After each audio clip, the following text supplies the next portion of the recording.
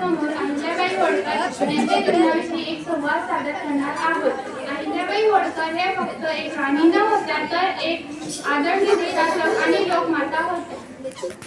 पती खंडेरावांच्या निधनानंतर त्यांच्या जीवनात मोठे दुःख आले, पण त्या दुःखापुढे त्यांनी कधीही हार मानली नाही। माझ्यावर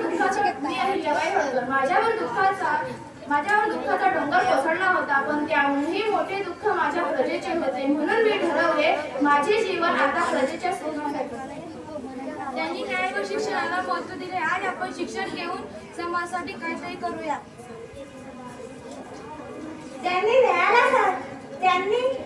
न्यायाला सर्वात मोठे स्थान दिले। गरीब असो या श्रीमंत, न्याय सर्वांना समान असला पाहिजे। त्यांनी लोकांच्या गरजा ओळखून विहिरी, घाट, रस्ते आणि धर्मशाळा उघडल्या। त्यांचा संदेश होता, प्रजेची सुख हेच माझे सुख। अहिल्याबाईंनी सिद्ध केले की स्त्री संधी मिळाल्याने धैर्याचे नेतृत्व केले जाते। त्यांच्या प्रत्येक कार्यामध्ये माणुसकीची हाक होती, गरजूंची सेवा आणि लोककल्याण हेच त्यांच्याकडे ध्येय होते। अहिल्याबाईंचे जीवन आपल्याला शिकवते की संकट आले तरी खचायचे नाही,